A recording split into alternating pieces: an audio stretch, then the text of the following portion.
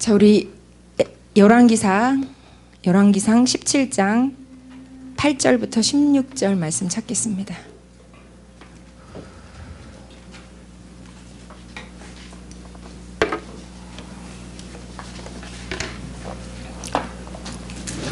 열왕기상 17장 8절부터 16절까지입니다. 찾으셨나요? 찾으셨으면 제가 한 절, 여러분이 한 절 같이 교독하겠습니다. 여호와의 말씀이 엘리야에게 임하여 이르시되 너는 일어나 시돈에 속한 사르밧으로 가서 거기 머물라. 내가 그곳 과부에게 명령하여 내게 음식을 주게 하였느니라. 그가 일어나 사르밧으로 가서 성문에 이를 때에 한 과부가 그곳에서 나뭇가지를 줍는지라. 이에 불러 이르되 청하건대 그릇에 물을 조금 가져다가 내가 마시게 하라. 그가 가지러 갈 때에 엘리야가 그를 불러 이르되 청하건대 내 손에 떡 한 조각을 내게로 가져오라. 그가 이르되 당신의 하나님 여호와께서 살아계심을 두고 맹세하노니 나는 떡이 없고 다만 통에 가루 한 움큼과 병에 기름 조금뿐이라. 내가 나뭇가지 둘을 주어다가 나와 내 아들을 위하여 음식을 만들어 먹고 그 후에는 죽으리라. 엘리야가 그에게 이르되 두려워하지 말고 가서 내 말대로 하려니와 먼저 그것으로 나를 위하여 작은 떡 한 개를 만들어 내게로 가져오고 그 후에 너와 내 아들을 위하여 만들라. 이스라엘의 하나님 여호와의 말씀이 나 여호와가 비를 지면에 내리는 날까지 그 통의 가루가 떨어지지 아니하고 그 병의 기름이 없어지지 아니하리라 하셨느니라. 그가 가서 엘리야의 말대로 하였더니 그와 엘리야와 그의 식구가 여러 날 먹었으나 같이 읽을게요. 여호와께서 엘리야를 통하여 하신 말씀같이 통의 가루가 떨어지지 아니하고 병의 기름이 없어지지 아니하니라. 아멘. 아멘. 자, 우리 옆에 분에게 믿음으로 축복하며 선포합시다. 오늘은 기쁨의 날입니다. 오늘은 기쁨의 날입니다. 하나님의 보좌에는 기쁨과 즐거움이 충만하다고 하셨잖아요. 그렇죠? 저와 여러분 안에 하나님의 함께 하심의 증거로 날마다 기쁨과 즐거움이 충만하실 수 있게 축복합니다. 우리 다시 한번 옆에 분에게 선포하고 축복합시다. 주님을 축제합시다. 주님을 축제합시다. 주님을 환호합시다. 주님을 환호합시다. 주님으로 인하여 기뻐하실 수 있는 저와 여러분들 될 수 있게 축복합니다. 무화과 나무잎이 마르고 포도 열매가 없어도 외양간에 소가 없어도 양이 없어도 저와 여러분들 우리를 십자가에서 구원하시고 오늘도 우리를 사랑해 주시고 영원한 하나님의 나라로 이끌어 가시는 하나님으로 말미암아 기뻐하실 수 있는 충분한 이유가 되실 줄 믿습니다. 지옥에 갈 수밖에 없는 우리 인생을 하나님이 친히 찾아오셔서 우리의 손을 잡아주시고 그 따뜻한 사랑의 품에 안아주시고 오늘도 우리와 함께 하시고 우리를 향해서 사랑한다고 말씀해 주시고 속삭여 주시는 그 예수 그리스도의 이름 하나 때문에 저와 여러분들 기뻐하실 수 있는 충분한 이유와 조건이 된다고 확신합니다. 기뻐하십시오. 항상 기뻐하라고 성경은 말씀하고 있어요. 기뻐하십시오. 이것이 하나님께서 저와 여러분들을 향해서 주시는 명령인 줄 믿습니다. 자, 우리 옆에 분에게 한 번 더 축복합시다. 기뻐하십시오. 기뻐하십시오. 주님으로 인하여 기뻐하십시오.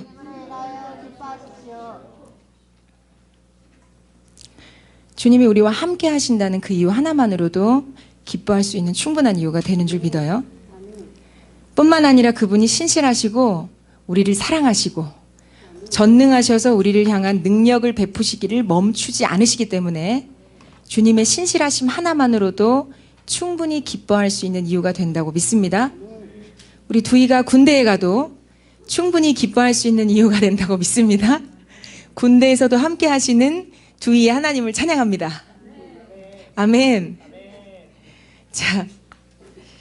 오늘 열왕기상 17장 말씀을 주님이 저에게 이틀 전에 주셨어요. 제가 이 말씀을 받으면서 우리 교회의 시즌과 너무 지금 딱 맞는 말씀이라는 확신을 가졌습니다. 오늘 17장의 배경을 보면요. 여러분 이스라엘의 아주 악한 왕 중에 하나인 아합 왕을 기억하십니까? 아합 왕의 이 마나님이 누구신지 기억나세요? 이세벨 여왕, 시돈의 공주였던 이세벨 왕비가 아합 왕과 결혼하면서 이 이세벨이 전폭적으로 했던 이 정책 중에 하나가 뭐예요? 바알을 숭배하도록 바알 산당을 세우고 그야말로 바알을 믿으라고 바알 장려 정책을 펼친 거예요. 그래서 왕이 범죄함으로 말미암아 이세벨의 꼬임에 넘어간 왕이 범죄함으로 말미암아 이스라엘 백성이 하나님을 떠나서 바알을 전폭적으로 따르고 바알을 숭배하기 시작했어요. 자, 하나님의 기분이 어떠셨을 것 같으세요? 네, 맞아요. 속상하셨을 거예요. 화가 나셨을 거예요.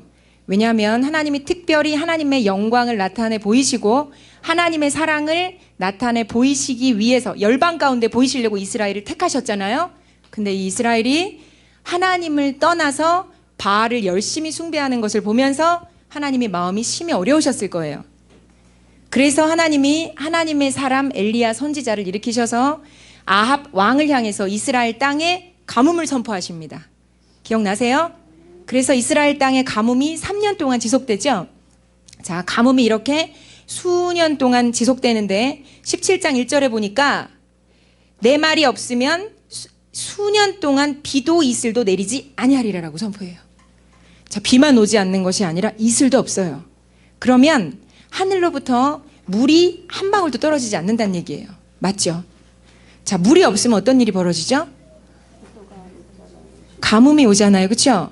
물을 안 먹으면 우리는 사실은 생명의 위험이 있고 심지어 죽을 수 있는데 이 물이 없음으로 말미암아 농사가 안 되니까 곡식도 먹을 수가 없게 되고 물이 없음으로 말미암아 가축들도 삐들삐들 말라 죽어갈 테니까 가축들로부터 얻을 수 있는 양식이나 노동력이나 아니면 고기나 이런 것들도 얻을 수 없게 되는 거예요. 열매도 얻을 수 없고 곡식도 얻을 수 없고 다른 것들도 얻을 수 없게 되는 최악의 상황이 이스라엘 땅에 지금 펼쳐진 겁니다. 여러분들 혹시 물은 생명이잖아요. 그렇죠? 생명을 주는 생명수인데 여러분들의 삶에 이와 같은 생명수가 말라가고 있다고 느끼시는 분들이 있으시다면 뭔가 지금 내가 비가 오지 않고 이슬도 없는 것 같은 빡빡한 계절을 통과하고 있다고 믿어지신다면 메마른 광야 같은 시간대를 내가 지금 지나가고 있다고 여겨지신다면 여러분은 오늘 말씀에 비추어 본다면 영적 가뭄을 어쩌면 통과하고 계신지도 모르겠어요. 그게 딱히 내 인생의 죄만이 아니라 우리 혈통의 죄도 저주적인 어떤 영향력도 있을 수 있고 가정의 죄나 이 땅의 어떤 이 저주적인 어떤 영향력도 있을 수 있고 여러 가지 이유 때문에 메마른 땅과 같고 광야와도 같은 물이 없는 시간대를 통과하고 있다고 여겨지시는 분들이 있으시다면 오늘 이 말씀을 잘 들으시고 잘 받으실 수 있게 축복합니다. 저는 오늘요 영적 가뭄을 통과하는 영적 가뭄을 이기는 비결에 대해서 말씀을 나눌 거예요.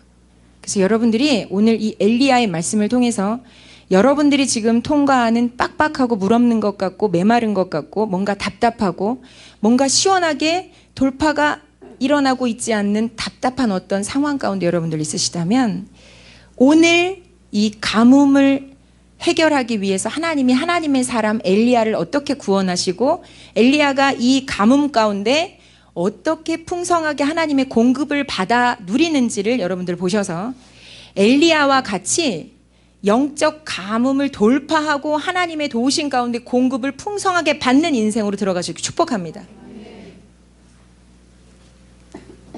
이 땅의 죄악까지 엘리야가 다 해결할 수는 없었지만 분명한 건 하나님은 하나님의 사람들을 기억하시고요. 하나님 앞에 신실한 하나님의 자녀들을 붙잡고 계십니다.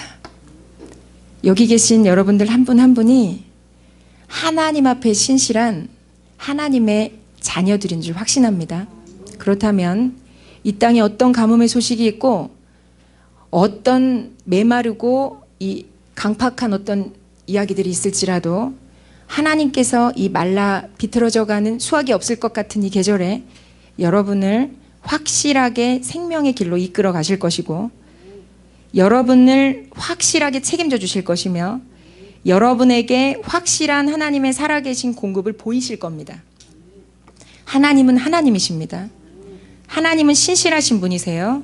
하나님은 약속을 주시고 약속을 성취하시고 이루어 가시는 하나님이십니다.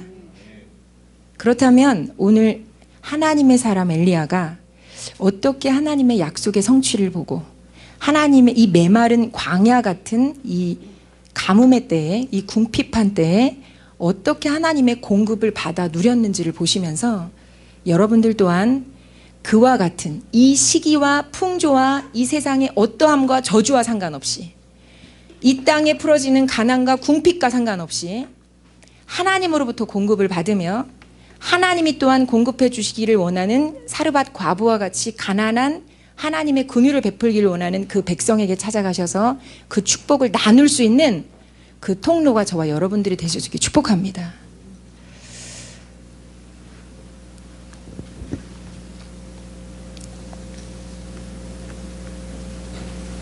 영적 가뭄을 이기는 비결을 제가 3가지로 나누려고 그래요. 요즘 하나님께서 저에게는 3가지, 5가지, 3가지, 3가지 이런 식으로 많이 말씀하십니다. 그래서 아마 여러분들에게도 이게 가뭄을 이기는 구체적인 비결이 적용이 되신다면 열매를 보실 거예요. 여러분들 제가 3가지, 5가지, 3가지, 5가지 하고 있는데 그 3가지, 5가지 다 기억하고 계세요? 제가 대적의 성문을 취하는 5가지, 뭐 최근에 또 뭐 했죠? 아무튼 지난주에도 여호와 이레의 축복을 받는 5가지 막 계속 얘기하고 있죠? 여러분들 이 말씀이 사실은 하나님으로부터 왔기 때문에 주옥 같은 계시들이에요. 근데 여러분들이 말씀을 그냥 듣고 마실 수 있게 축복합니다. 말씀을 기억하셔야 되고 다시 들으셔야 되고, 왜냐하면 이 말씀 속에는요 여러분들이 이 몸된 공동체 안에 소속이 되어 있으시기 때문에 여러분들을 향한 지침들이 거기 들어있어요. 근데 누가 열매와 수확과 돌파와 응답을 보느냐? 하나님의 말씀대로 실행하는 자, 행동하는 자, 하나님의 말씀을 믿고 순종하는 자, 이 사람에겐 하나님께서 돌파와 응답의 문을 여십니다.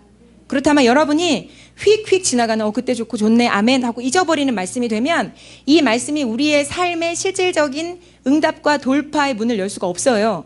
근데 여러분이 만약에 이 말씀을 기억하실 뿐만 아니라 다시 들으시고 그 말씀의 전략대로 실행하신다면, 혹은 말씀을 붙잡고 주님 내가 여호와 이레의 축복이 제 것이라고 확신하는데 이 축복을 받기 위한 5가지 비결 중에 주님 제가 제한된 생각의 영역이 어떤 영역인지 정말 알기를 원하고, 이 제한된 생각의 영역의 이 바리케이트를 완전히 부수고 하나님이 원하시는 그 문으로 하나님이 원하시는 생각과 마음을 가지고 들어가기를 원합니다.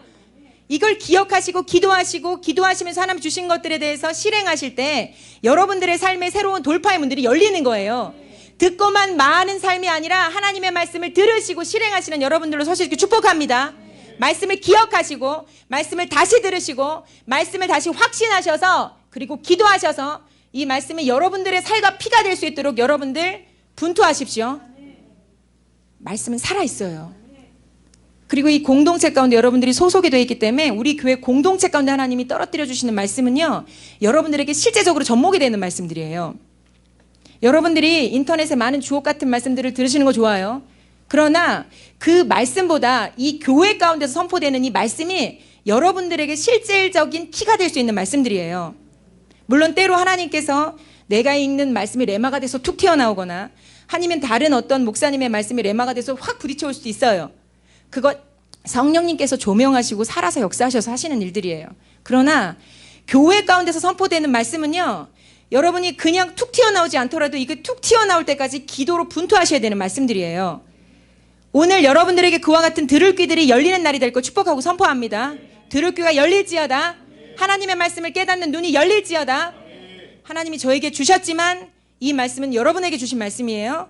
주옥 같은 말씀이고 계시들입니다. 이 말씀을 적용하셔서 이 시즌을 무사히 통과하시고요. 돌파하시고요. 특별히 이 교회 가운데 영적 전투가 일어나고 있어요. 여러분들이 전투 가운데 하나님의 말씀 신실하심을 붙잡으시고 그것을 승리를 취하실 수 있는 승리의 면류관들을 다 받으실 수 있는 여러분들 되게 축복합니다. 영적 가뭄을 이기는 비결 첫 번째는요 하나님의 말씀에 따라 사르밧으로 가는 겁니다.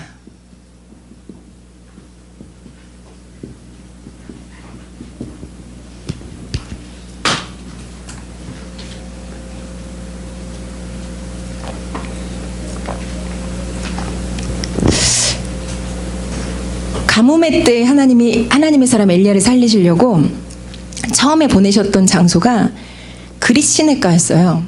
기억나시죠? 그 앞절에 나와요. 그릿 시내가에서 까마귀를 통해서 떡과 고기를 배달해 주시고 그 배달 음식을 잘 먹으면서 엘리야는 그 가뭄의 때 굶지 않고 잘 살아남죠. 근데 시내가의 물이 점점점 말라붙어 가요. 자, 이제 말라붙어 가면 하나님이 엘리야를 말려 죽이시겠습니까? 여러분들 재정이 말라붙어 가면 하나님이 여러분들 말려 죽이실 거라고 생각하세요? 여러분들 문제 어떤 관계가 어떤 틈이 생기고 이게 흔들리면 하나님이 여러분들 말려 죽이실 거라고 생각하십니까? 그런 망상들은 떠나갈지어다.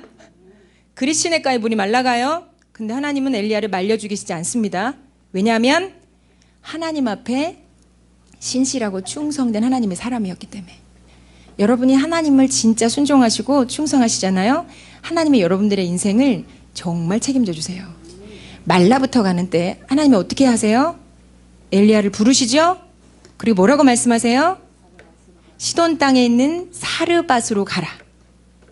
아멘. 여러분, 말라붙어 있는 그때 하나님의 새로운 말씀이 올 때예요. 시냇가에 물이 말라붙어 갈 때, 여러분들의 재정이 말라붙어 갈 때, 여러분들의 뭔가 이 문제로 인해서 뭔가가 말라붙어 갈 때, 그때 하나님의 전략이 새롭게 풀어지는 때입니다. 주님이 여러분들의 무언가를 말리신다면, 건강을 말리시든 재정을 말리시든 관계를 말리시든 어떤 영역을 지금 말리고 계시다면 여러분이 주님의 음성을 들으셔야 돼요. 그리고 주님이 시돈 땅에 있는 사르밧으로 가라 라고 말씀하시는 음성을 들으셔야 돼요. 여러분들에게 그 영적 귀가 열리실 수 있게 축복합니다. 하나님을 재정이 말라붙어 갈 때, 다른 어떤 문제 상황 가운데 무언가가 말라붙어 갈 때 하나님을 기대하세요. 왜냐하면 하나님 안에는 답이 있어요. 하나님은 그릿 시내가가 말라붙어 가는 걸 보고 계셨어요. 알고 계셨어요? 하나님 손 안에 계셨어요? 그렇다면 여러분들의 무언가가 말라붙어 가는 것에 대해서 한번 보고 계세요. 그리고 하나님 손 안에 답이 있어요. 그래서 하나님이 말씀하실 거예요. 전략을 주실 겁니다. 엘리야에게 주신 전략은 사르밧으로 가는 거예요. 근데 놀랍죠? 사르밧은 어떤 땅이냐면 이스라엘을 말라붙게 했던 이세벨 왕비의 고향입니다. 근데 그 시돈 땅에 시돈 출신이에요. 이세벨은 시돈 땅에 있는 사르밧. 여러분 사르밧이 무슨 뜻인지 아세요? 사르밧은 용광로라는 뜻이에요. 용광로 재련.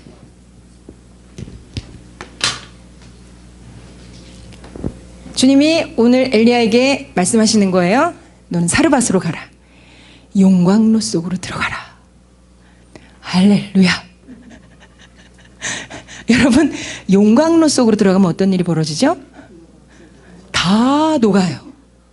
다 녹습니다. 그리고 대표적인 건요, 불순물이 사라져요.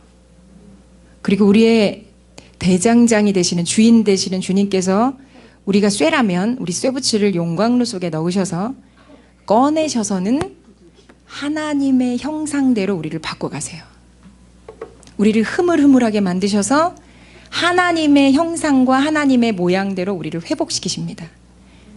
불순물을 제거하시고 회복시키기 위해서 들어가는 곳이 용광로입니다. 사르밧으로 가라. 주님이 저는 여러분을 지금 사르밧으로 부르고 계시다고 확신합니다. 사르밧으로 왜 들어간다고요? 여러분 정결해지기 싫으세요? 하나님의 모양과 형상대로 회복되기 싫으세요?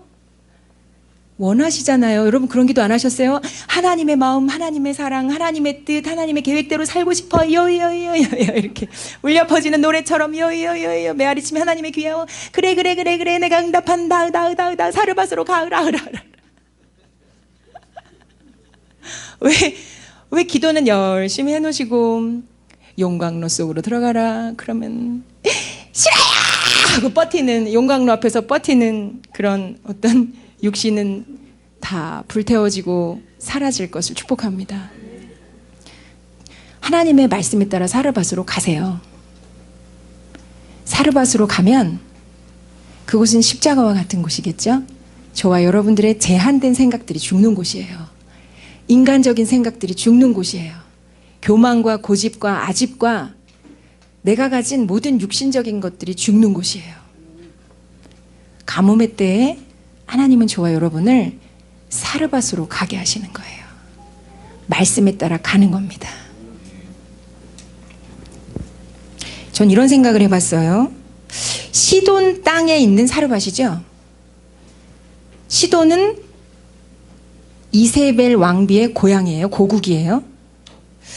그렇다면 이세벨이 시돈 땅에서 가장 크게 가지고 온 게 바알 숭배였죠. 바알의 고국이에요.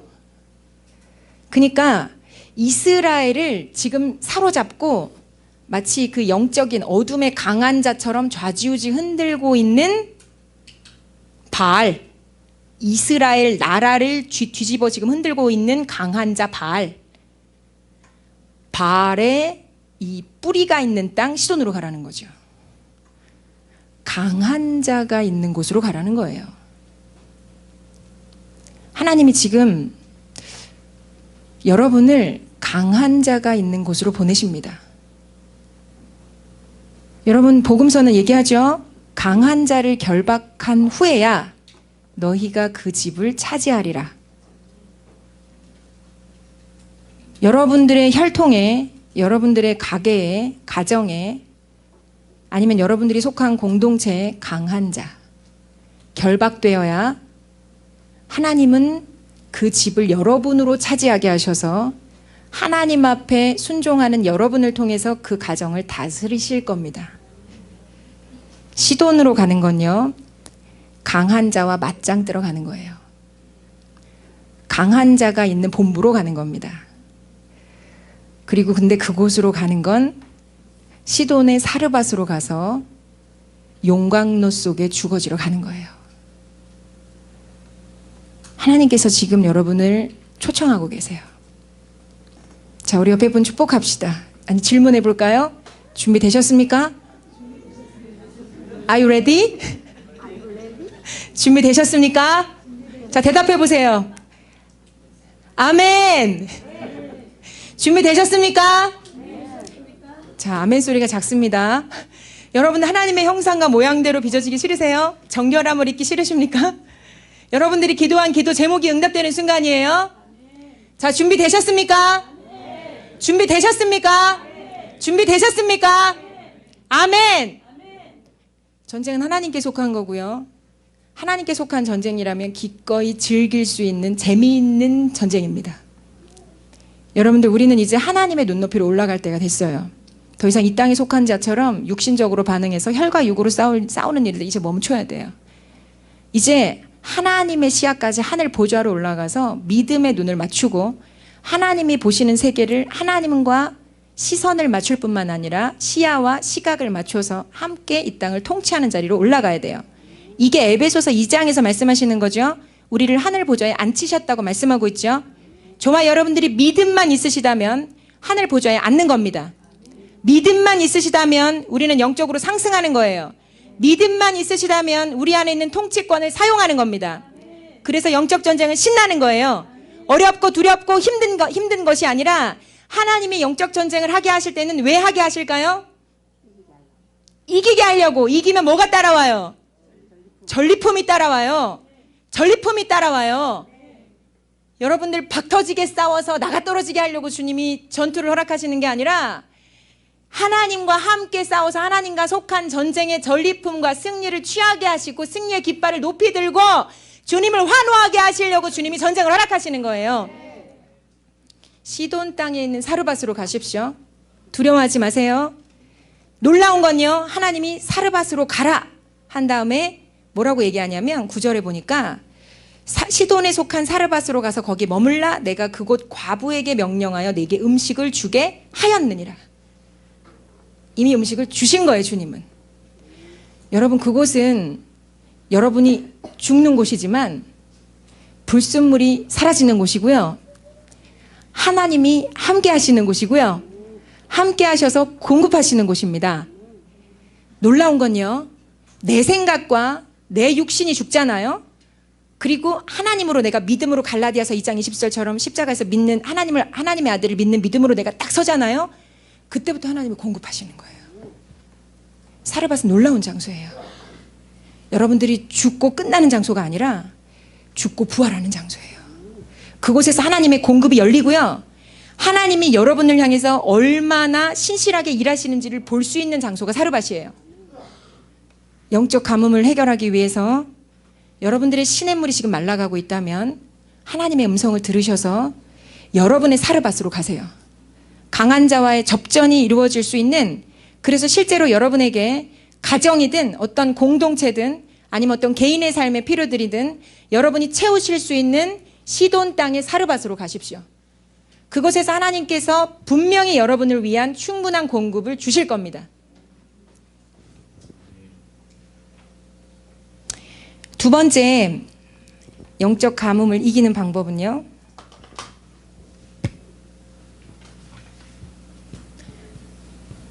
믿음의 행동과 선포예요.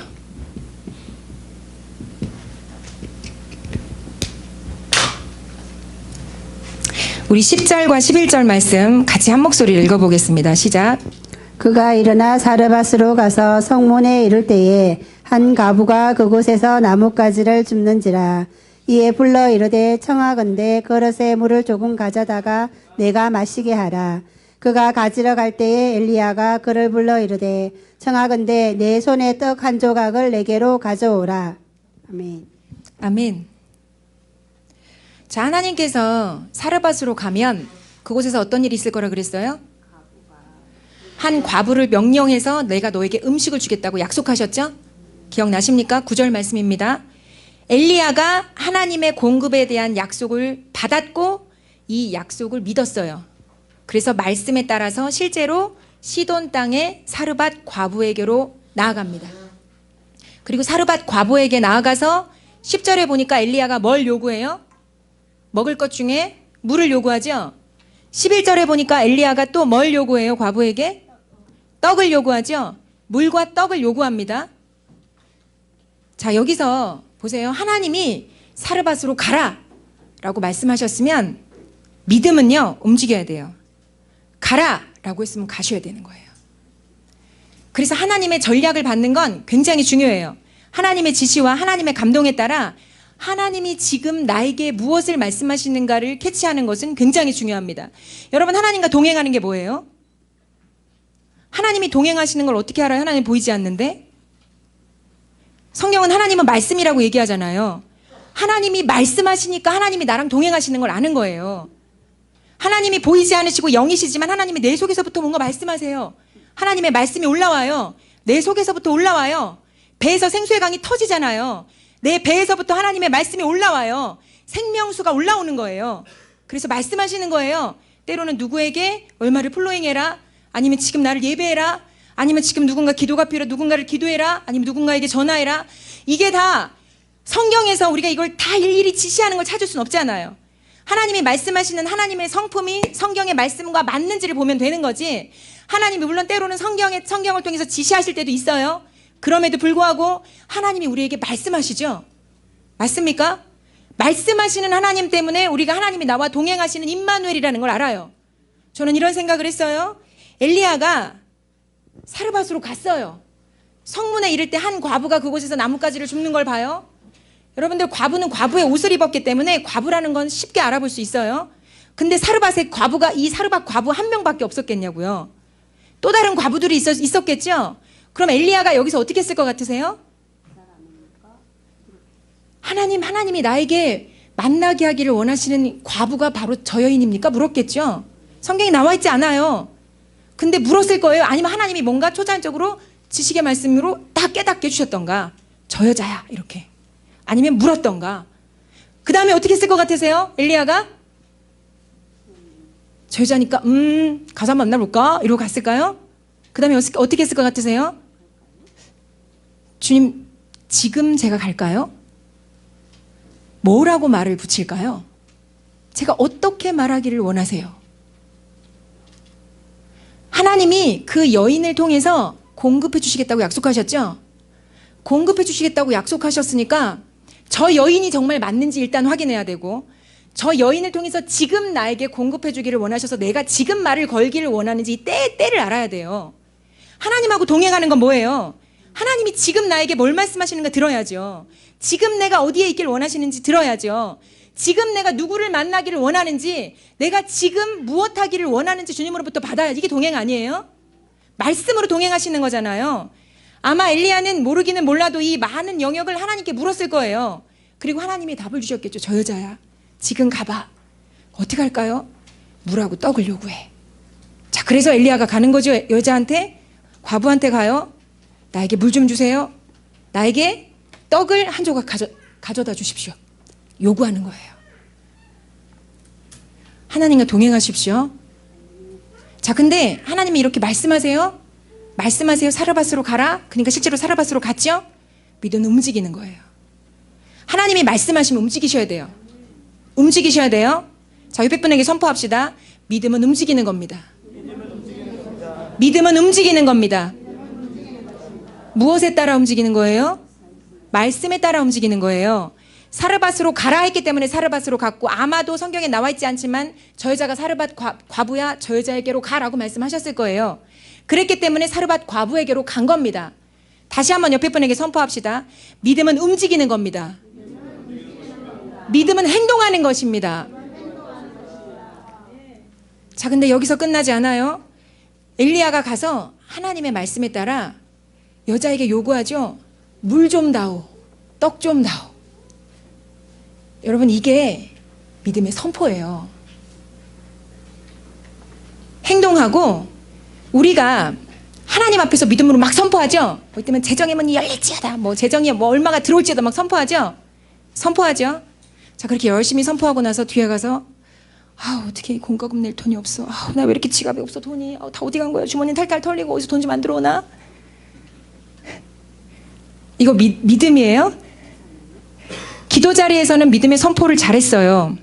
근데 하나님은요, 믿음의 선포를 기도 자리에서만 듣지 않으세요. 믿음은 행동하는 거고요. 순종하는 거고요. 믿음은 지속돼야 돼요. 여러분들의 일상 가운데 그 믿음의 선포가 이어지는지 한번 보세요. 하나님만 보시지 않아요? 원수마귀도 봐요. 야, 쟤 기도 열심히 하는데, 뭐야, 왜 저렇게 막, 뭐야, 한 다음에 뒤돌아서 나오자. 나 주머니가 텅텅 비었어. 돈 없어. 나 왜 이렇게 없지? 이거 하나님은 들으시고 마음이 푹 꺼지시고, 원수마귀는 듣고 마음이 팍 살아나는 멘트예요. 여러분, 믿음은 선포예요. 믿음은 선포하는 겁니다. 사람을 향해서도 때로 선포해야 되고요. 환경을 향해서도 선포해야 돼요. 지금 엘리야는요, 하나님이 말씀하셨어요. 사르밧 과부에게로 가. 그리고 사르밧 과부를 통해서 내가 너에게 물과 떡을 공급할 거야. 들은 거죠? 그래서 사르밧 과부에게 실제로 가서 믿음으로 선포하는 거예요. 물 내놔, 떡 내놔, 선포하는 겁니다. 여러분, 하나님 앞에서만 선포한다고 이 선포가 효력이 있는 게 아니에요. 그 앞에서도 선포하십시오. 근데 때로는 상황을 향해, 사람을 향해, 환경을 향해, 그리고 나 자신을 향해 필요하면 거울을 보시면서라도 선포하셔야 돼요. 그리고 그걸 끝까지 믿으셔야 됩니다. 그리고 제발 부탁인데, 기도 열심히 하시고 선포하시고 삶 가운데서 믿음 까먹는 얘기 하지 마세요. 자, 믿음을 열심히 그림을 그려놓고 지우개로 다 지워. 열심히 그려놓고 한 손으로 그리고 한 손으로 지우고, 한 손으로 그리고 한 손으로 지우고, 어떡해, 염려하는 말로 지우고, 큰일 났다, 또 하는 말로 지우고, 두려워하는 말로 지우고, 어떡하나 하는 말로 지우고.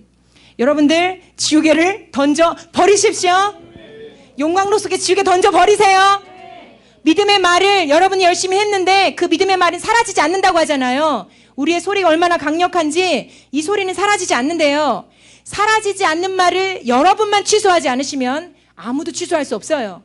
여러분, 하나님의 아들이고 이미 예수 그리스도가 그 안에 있으시고 그 권세를 우리가 위임 받았기 때문에 우리 안에 있는 예수 그리스도의 그 권세를 우리가 믿음으로 선포한 말들은 내가 불신앙으로 지우지 않으면 아무도 지울 수 없어요.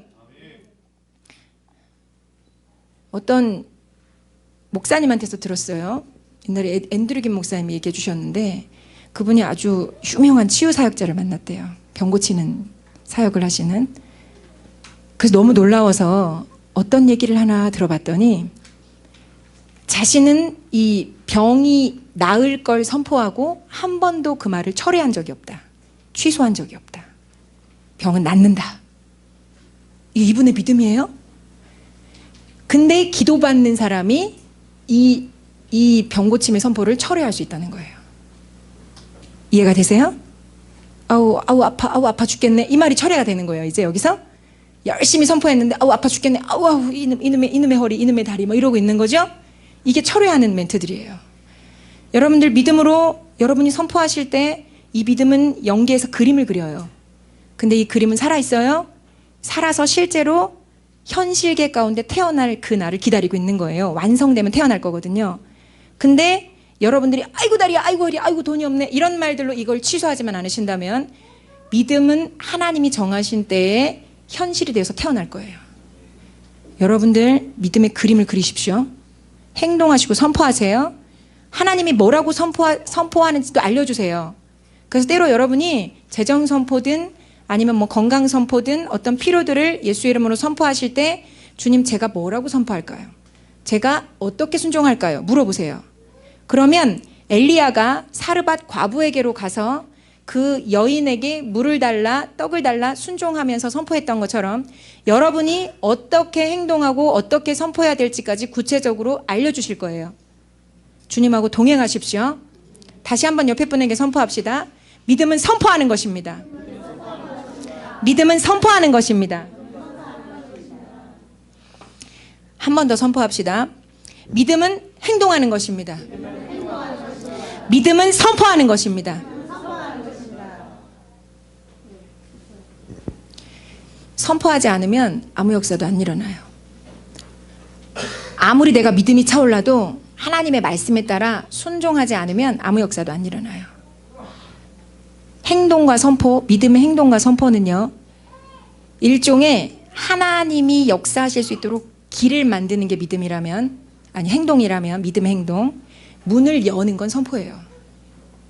여러분, 하나님이 하늘에서 뜻하신 그 일들이 여러분들을 통해서 이 땅 가운데 성취되길 원하시죠? 그렇다면 여러분들 믿음으로 행동하셔서 길을 만드세요. 그리고 믿음으로 선포하셔서 문을 열어버리세요.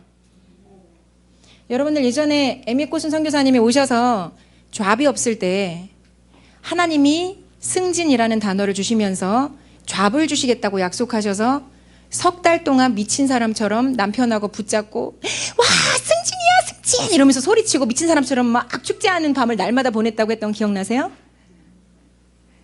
때로 아무 일도 일어나지 않아서 내 안에 내가 지금 뭐 하는 짓인가 이거 미친 짓 아닌가 이런 생각 들까요 안 들까요? 어느 날 와기는 안 놀아요. 내가 미친 짓 하고 있으면 들죠?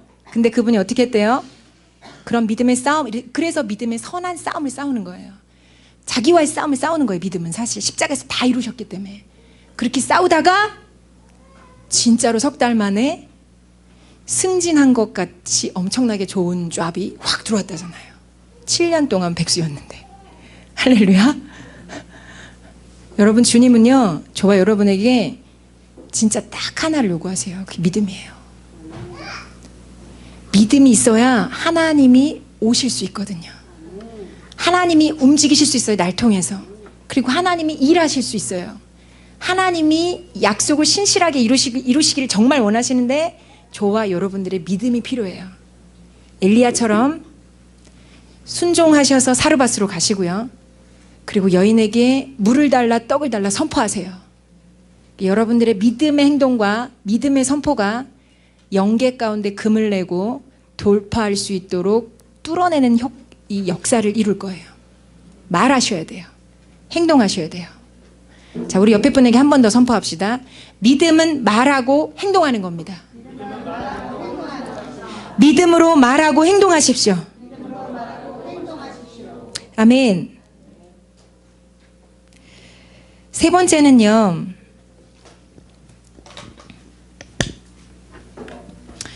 상황이나 환경이 아니라 하나님을 끝까지 신뢰하는 겁니다.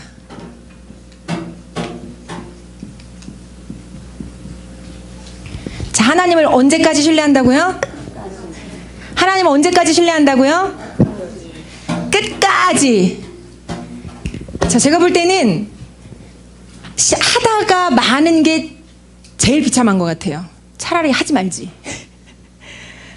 잘 시작했는데 끝까지 안 가면 아무 역사도 안 일어나요. 맞죠? 하나님을 신뢰하시되 끝까지 신뢰하십시오. 우리 옆에 분에게 축복합시다.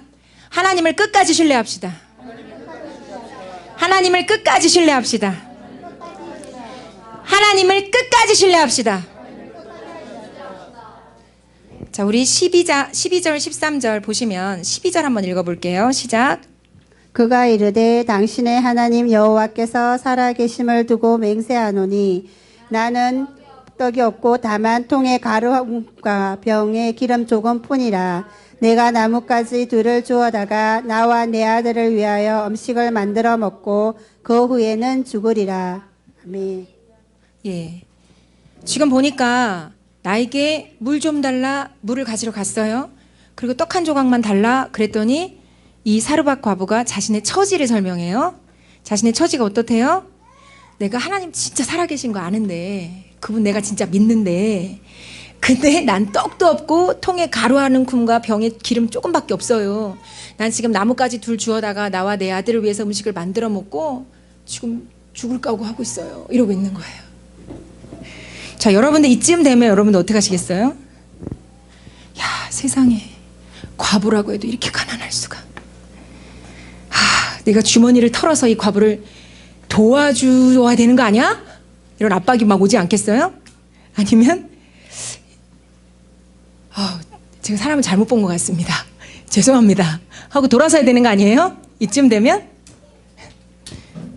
아니면 이렇게 생각할 거, 내가 지금 주님의 음성을 잘못 들은 게 틀림없어. 저 여자가 분명히 아닌 것 같아. 세상에 가루 한 움큼과 기름 조금밖에 없고 저거 먹고 죽을 각오를 하고 있는 과부한테 하나님이 나를 보내실 리가 없어. 이렇게 생각하고 돌아섰다면 어떤 일이 벌어졌을까요? 엘리야도 쫄쫄이 굶고 여자와 아들도 한 번 떡 해먹고 삐들삐들 말라 죽었겠죠?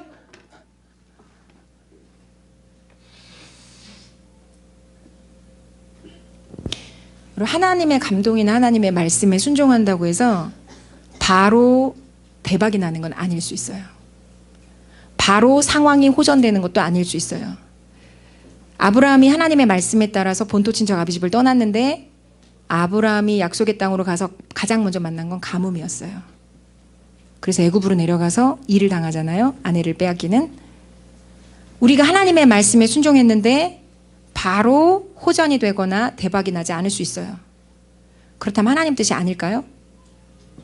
자, 제가 뭐라 그랬어요? 여기서 말씀에 상황이나 환경이 어떻든지 어떻게 하라고요? 하나님을 끝까지 신뢰하셔야 돼요.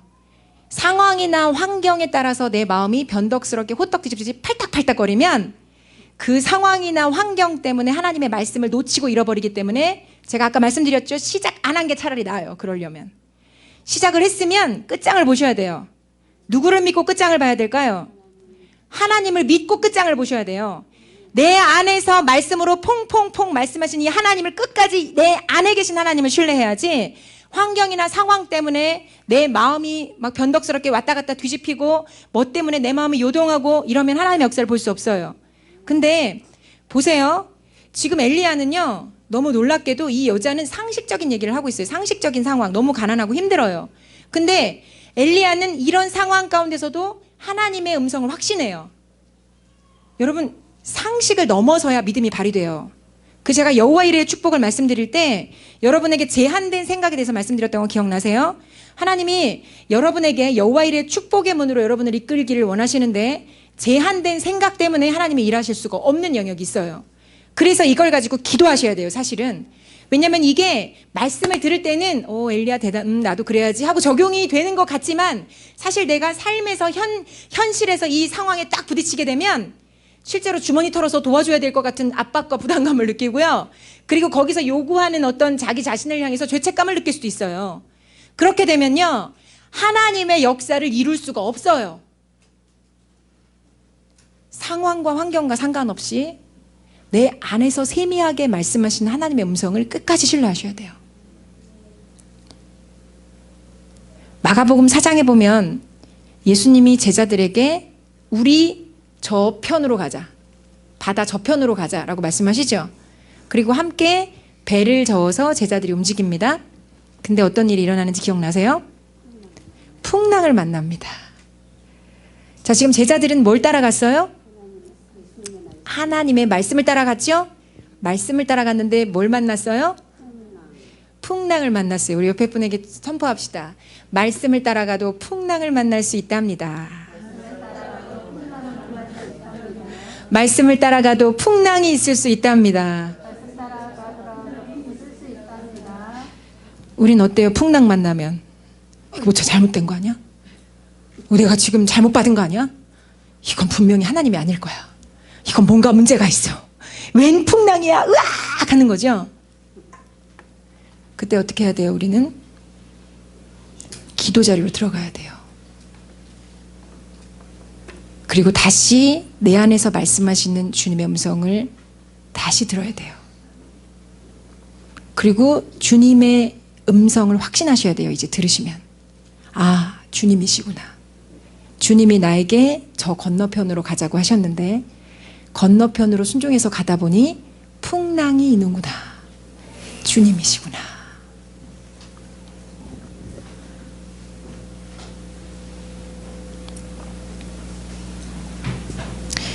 주님이 놀라운 건 성경에 보니까 마가복음 4장 37절에 우리 한번 찾아볼까요? 마가복음 4장 37절이에요.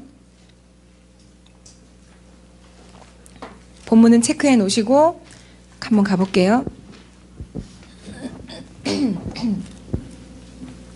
마가복음 4장 37절에 저 건너편으로 가자, 저편으로 가자 하고 예수님 말씀하셔서 배가 움직여서 가는데 풍랑을 만났어요. 근데 뭐라고 37절은 그 풍랑을 설명하냐면 큰 광풍이 일어나며, 광풍 뭐예요? 미친 바람이에요. 바람이 미쳤어 막. 얼마나 세게 부는지.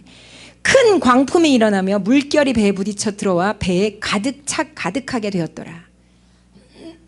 근데 놀라운 건 38절에 예수님께서는 배 고물에서 베개를 베고 주무시고 계세요.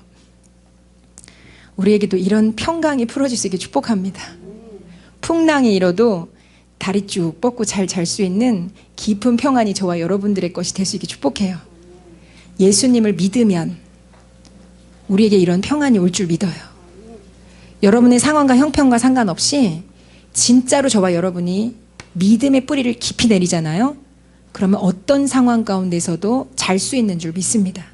왜냐하면 주께서 사랑하시는 자에게 잠을 주신다고 성경에 나와 있어요. 그렇죠? 그렇다면 이게 안식을 준다는 뜻인데 저와 여러분이 상황과 형편에 따라서 안식을 잃어버린다면 사실 우리의 믿음의 더 뿌리의 깊이가 깊어지고 더 확장이 일어나야 되는 거예요. 동의되세요? 어떠한 상황 가운데서도 주무실 수 있는 저와 여러분들 될 수 있게 축복해요. 어떠한 상황 가운데서도 쉴 수 있는 저와 여러분이 될 수 있게 축복합니다. 그랬더니 제자들이 이제 난리가 났어요. 38절에 보니까 제자들이 막 이제 선생님 우리가 죽게 된 것을 보지 않으십니까? 우리 돌봐주지 않으십니까? 하고 난리가 났어요. 우리가 때로 주님의 말씀에 따라 어딘가로 갔는데 순종해서 어딘가로 갔는데 우리가 환난을 만나면 여러분들 어떻게 기도하세요? 죽겠다고요! 이게 무슨 상황이냐고요! 나한테 왜 이러시는 거예요! 안 이러세요? 지금 제자들이 그러고 있는 거 아니에요? 나한테 왜 이러시는 거예요? 나 순종했잖아요! 하는 거 아니에요? 순종했는데 풍랑을 만날 수 있어요.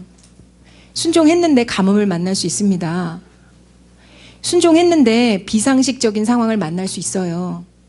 순종했는데 말도 안 되는 상황과 맞닥뜨릴 수 있어요. 있습니다. 여러분들이 만난 환경과 상황을 가지고 여러분들이 순종하는 것을 체크하지 않으실 수 있게 축복해요. 순종했는데 환난을 만날 수 있어요. 그래서 결국 주님께 부르짖었더니 주님이 이렇게 말씀하시죠. 40절에 어째서 이렇게 무서워하니? 그리고 뭐라 그러세요? 야, 이렇게 믿음이 없어 말씀하시는 거예요. 풍랑 가운데 무서워 떨고 있는데 믿음이 없다고 얘기하시죠. 저와 여러분들 이런 풍랑 가운데도 주님을 깊이 신뢰하고 주님의 신실하신 가운데 뿌리를 내리셔서 이야 너는 큰 믿음을 가졌구나 칭찬받으실 수 있는 수준까지 자라가시고 축복해요. 저에게도 하는 말이에요. 어떤 상황 가운데서도 요동이 없고 어떤 상황 가운데서도 주님을 신뢰해서 주님의 선하심에 감사와 찬송을 올려드릴 수 있는 수준까지 저와 여러분들 자라갑시다.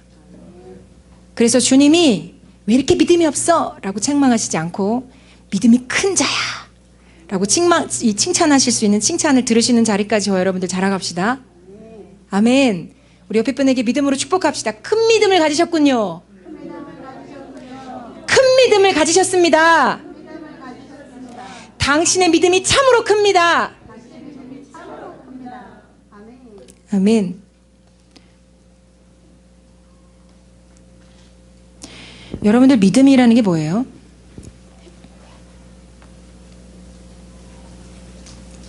여러 가지로 설명할 수 있겠지만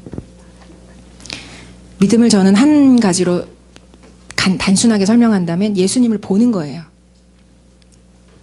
여러분들 복음서에서 베드로가 그 유령처럼 막 이렇게 어스름에 나타난 예수님을 향해서 뭐라 그래요? 주님이시거든 나로 오라 하소서.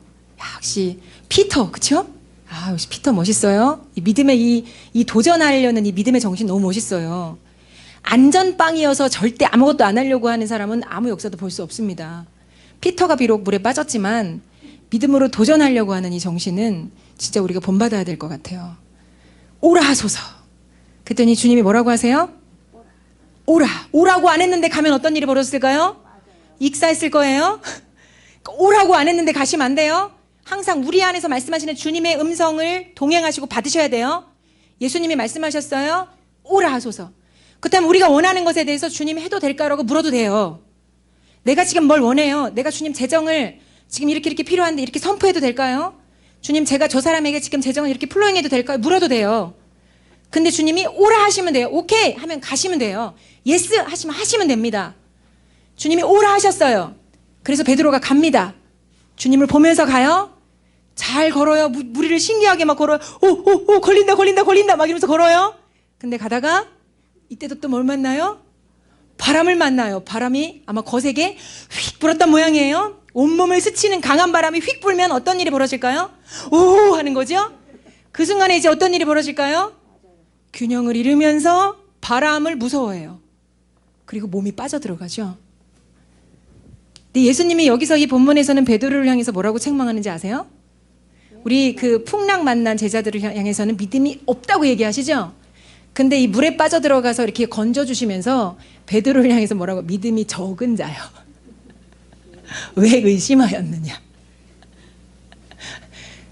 믿음이 있긴 있었어요, 베드로는. 무슨 믿음이 있었어요? 시작하는 믿음이 있었다니까요. 그래서 실제로 믿음으로 무리를 걸었어요. 오라 해서. 근데 믿음이 있긴 있었는데 믿음이 끝까지 있어야 돼요. 그래야 무리를 끝까지 걸어서 예수님에게 끝까지 갈 수 있어요. 여러분들 믿음이 끝까지 있으시길 축복해요. 제가 세 번째 계속 강조했죠. 하나님을 끝까지 신뢰하십시오. 끝까지 주님을 보셔야 되는 거예요. 믿음은 주님 보는 거예요. 믿음은요, 말씀을 계속 붙잡는 거예요. 생각하고. 혹은 주님을 이게 잘 안 되시면 주님 아키하나 그림 여기 맨날 떼잖아요. 예수님의 눈을 계속 상상하시고 보세요. 여러분이 언제 믿음이 증가하고 언제 믿음이 떨어지는지 한번 체크해 보세요. 지금 제 이야기를 잘 들으시는 분들은 아마 믿음이 점점 이렇게 좋은데 괜찮아 이러고 이렇게 올라오는 거 느끼실걸요? 근데 막 제 얘기를 이렇게 잘 안 들으시는 분들은 뭐 주무실 수도 있어요.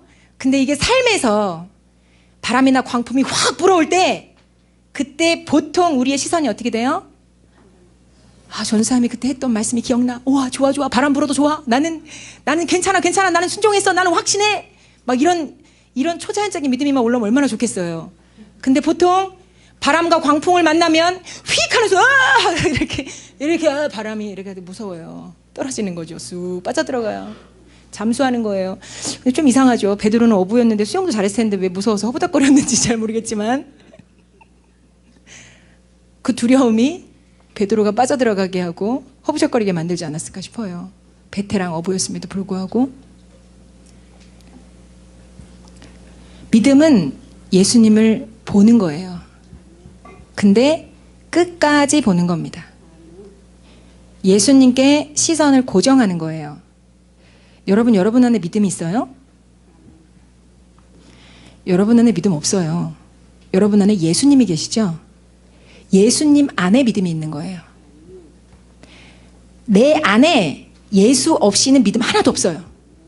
근데 내 안에 예수님 계시죠? 내 안에 예수님 안에는 믿음이 사실은 내 안에 계시지만 믿음이 온 우주보다 더 크게 있어요. 맞습니까? 우리 히브리서 12장 2절 말씀 한번 찾아볼게요.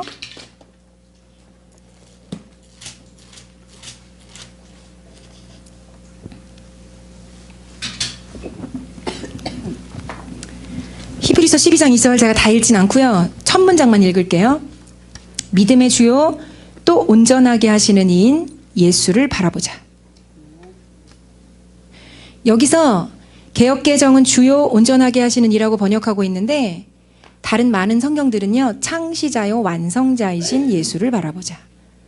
자, 뭐의 창시자고 뭐의 완성자예요? 예수님이? 믿음의 창시자고 믿음의 완성자예요. 예수님이요. 다시 말하면 믿음을 시작하셨고 믿음을 끝내신 분이에요.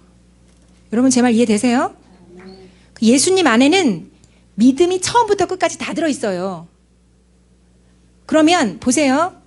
여러분이 목이 마르면 우리 교회에서 목이 마르면 어디 가서 물을 떠다 드세요? 정수기 가서 물을 떠다 드시죠?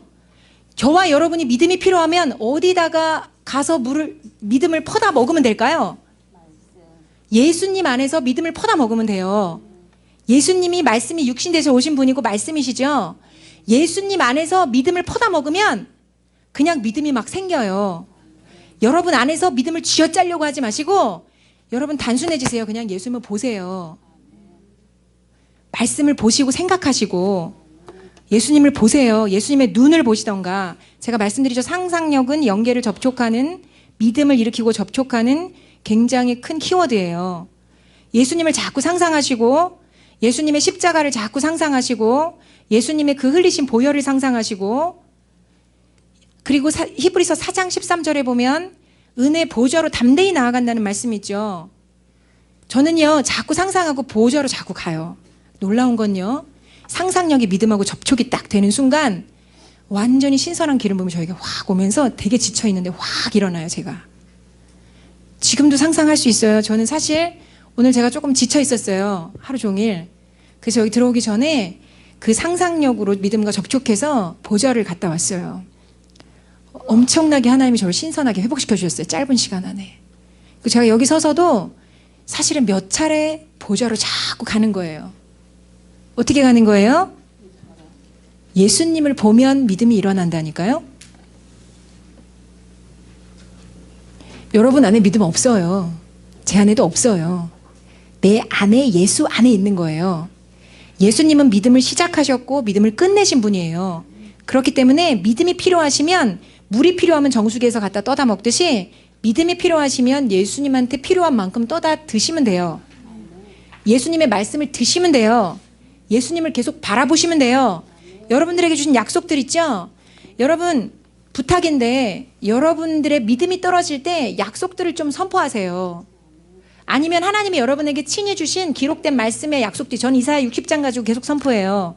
이사야 60장 그 4절부터 6절까지 말씀 가지고 계속 선포하거든요. 하나님이 그 아들들과 딸들이 먼 데서부터 안기어오고 몰려올 거라고 약속하셨어요. 저에게. 너 이 말씀 가지고 선포해라고 하셨거든요. 그리고 바다의 부와 이방 나라들의 재물이 몰려올 거라고 약속하셨어요. 저한테 주신 말씀이에요. 근데 이건 기록된 말씀이기 때문에 여러분들이 감동이 되시면 여러분들 거예요. 그렇다면 여러분들이 감동에 따라서 이 말씀을 선포하시면 여러분들 거예요. 여러분들 부탁인데 말씀을요 퍼다가 자꾸 먹으세요. 말씀을 자꾸 퍼다 먹으세요. 믿음은 들음에서 나고 들음은 하나님의 말씀으로 말미암죠. 그렇다면 여러분들을 향한 하나님의 선포된 약속들, 때로 예언 속에 있는 약속들, 때로 하나님의 이 기록된 말씀을 통해 주신 약속들, 하나님 아니면 여러분들이 기도하다가 받은 약속들 무지 많지 않아요? 여러분들 이런 거 다 어디다가 다 저기 창고에 박아두시고 사세요. 창고는 열릴지어다. 말씀의 창고는 열릴지어다. 하나님이 나에게 주신 꿈들의 창고는 열릴지어다. 비전의 창고는 열릴지어다. 부르심의 창고는 열릴지어다. 하나님이 나를 나라와 민족을 위한 이 중보자로 세우셨다. 아니면 하나님이 나를 이 다음 세대들의 이 어미로 부르셨다. 하나님이 나를 하나님의 나라와 의를 위하여 기꺼이 투신할 수 있는 하나님의 어떤 이 사람으로 부르셨다. 뭐 여러 가지 약속들이 막 있잖아요. 있으시죠? 그렇다면 이 약속의 창고를 확 여세요.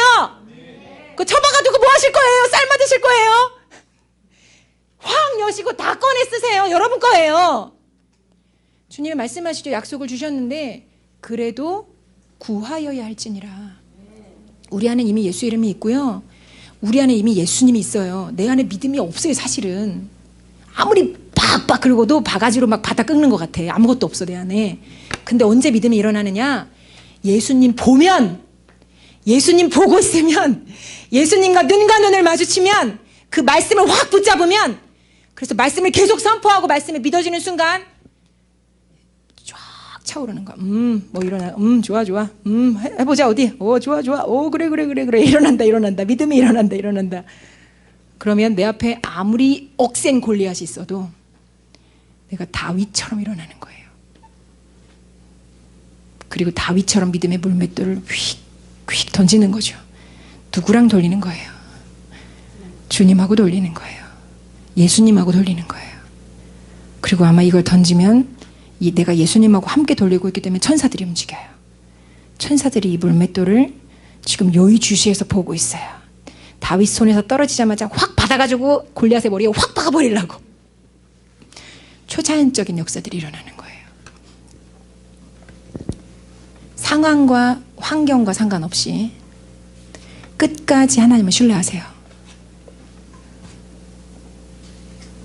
여러분이 어떤 싸움을 싸우고 계시든 어떤 싸움을 앞으로 싸워갈 것이든 어떤 영적 전투나 텐션의 상황 가운데서도 상황과 환경과 상관없이 여러분이 순종의 걸음을 떼셨다면 끝까지 하나님을 신뢰하세요.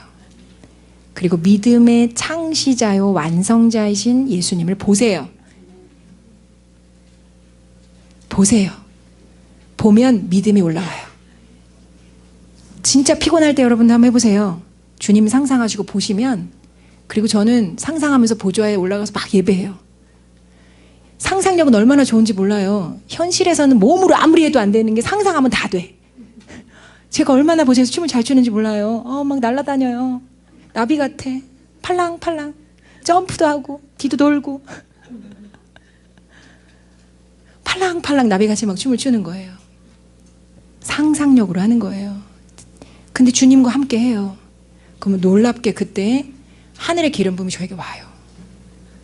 그리고 제 육체가 막 회복돼요. 믿음이 막 일어나요. 주님과 함께 있는 게 느껴져요. 모든 피곤이 싹 사라져요. 여러분 성경 믿으시죠? 진짜 믿으세요? 여호와를 앙망하는 자가 새 힘이 부어지는데 독수리에 날개치며 올라가면 같이 새 힘이 정말 부어지고 소년이라도 넘어지고 장정이라도 자빠지되 오직 여호와를 앙망하는 자는 새 힘이 부어진다고 진짜 믿으세요? 제가 그저께는 3시에 들어갔고 어저께는 1시에 들어가서 잠을 잘 못 잤거든요. 그럼 우리 육체는 어떤 모드가 될까요? 피곤해, 좀 쉬어줘야겠어 하고 말해요. 근데 저에게는 지금 새 힘이 부어져 있어요. 여호와를 앙망하면 새 힘이 부어져요. 우리 육체도 이걸 눌러버릴 수 없어요. 저와 여러분 안에 하나님을 앙망하고, 앙망한다는 건 갈망하고 바라보는 거죠. 주님을 계속 보는 거예요. 그러면 놀랍게도 생수가 계속 내게 들어와요. 그리고 나는 그 생수를 먹고 새 힘이 어디서부턴가 막 올라와요. 여러분 피곤하고 지친 일상을 사셨다면 혹시 사르밧으로 가서 지금 용광로 속에서 뜨거운 고통을 당하고 계신 분들이 있으시다면 계속 주님과 동행하시고 주님을 보세요. 그러면 여러분들 회복이 일어나요. 그리고 예수님 안에 들어있는 믿음을 내가 계속 퍼다 먹는 거예요. 예수님 계속 믿어져요. 이제 퍼다 먹으면 말씀을 먹고 주님의 눈을 보고 주님과 함께 춤추고 주님과 이야기하고 동행하고 주님의 말씀을 또 기억하고 약속을 계속 기억하고 약속을 아뢰드리고 생각하고 선포하고 맞아요. 주님이 그렇게 하신다 그랬잖아요. 맞아요. 저 믿어요. 감사해요. 이미 주셨잖아요. 그럼 믿음이 막 차오르면서 확장이 막 일어나고요. 시선이 고정이 되면서 우리의 영이 막 상승해요. 천국에서 사는 거예요. 여러분들의 영이 막 상승하는 게 제가 느껴져요. 여러분들 뭔가 새로운 기대가 막 일어나죠? 창고에 있는 비전을 지금 하나씩 하나씩 꺼내고 계시죠? 잊어버렸던 갈망, 잊어버렸던 약속들, 부르심. 맞아, 하나님 나에게 이걸 얘기하셨었는데, 나 이런 약속 받았는데, 맞아, 하나님 나에게 다음 세대를 약속하셨는데, 맞아, 하나님이 나에게 나라와 민족을 위해서 이렇게 기도하도록 하셨는데, 이 땅을 이렇게 나를 통해 축복하기를 원하셨는데, 맞아, 그랬어. 맞아요. 맞아요. 그거예요. 그거 꺼내서 여러분들 다시 먹으시면 돼요. 그거 꺼내서 다시 입으시면 되고, 그거 꺼내서 취하시면 되고, 그거 꺼내서 선포하시면 되고, 그거 꺼내서 다 얘기하면 돼요. 하나님 다 들으실 거예요. 예수님 안에 믿음이 있어요. 예수님은요, 누굴 찾냐면 믿음이 있는 자 찾으세요. 믿음이 있으면 다 돼요. 믿는 자에게 능히하지 못할 일 없잖아요.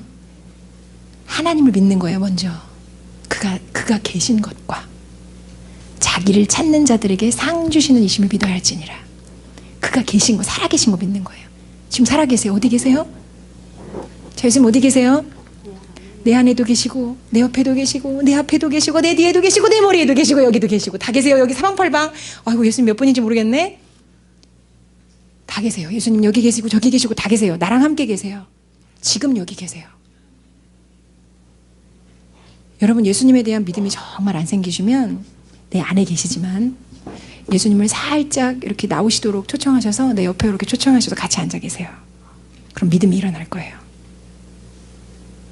자, 예수님 어디 계십니까 지금? 얘기해 보세요. 옆에 분에게 한번 물어보세요. 예수님 어디 계세요? 대답해 보세요.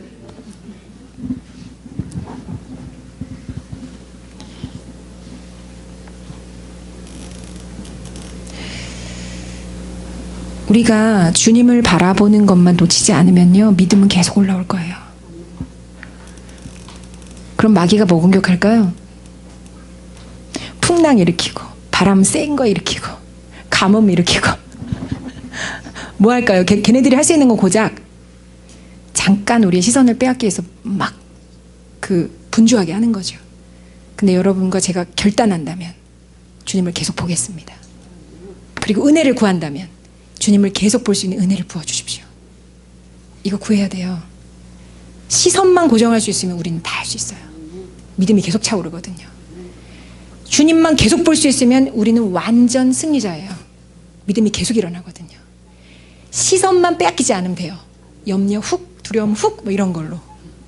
시선만 놓치지 않으면 어떤 환난과 어떤 역경과 어떤 고통이 와도 시선만 주님께 고정하고, 그분 살아계시고 주님 신실하시고 약속을 지키시고 주님은 선하시고 주님은 능력이 한이 없으신 분이시고 나를 여전히 사랑하시고 내 인생 책임지시고 공급하시는 분이라는 확신만 가지시면 다 돼요.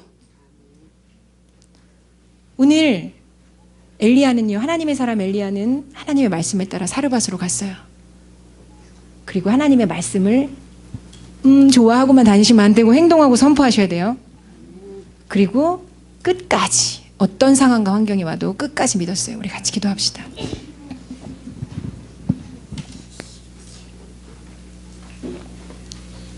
그렇다면 우리는 가뭄을 만나면 안 돼요.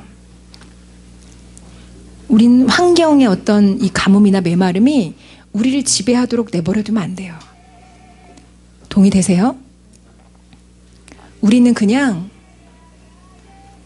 하나님이 한글 거 말고 영어로 해줘.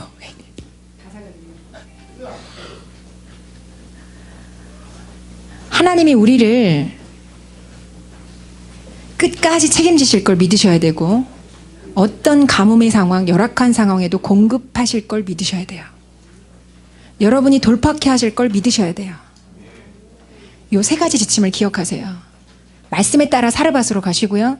믿음으로 행동하고 선포하세요. 믿음의 행동 선포 없이는 아무 일도 안 일어나요. 굉장히 중요해요.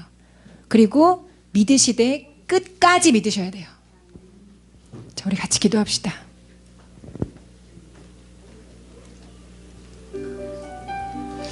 자, 우리 같이 기도하실 때 여러분들이 혹시라도 뭔가 하나님의 말씀에 따라 움직이지 않은 영역들이 있으시다면 주님 앞에 회개하시고 긍휼을 구하시고요.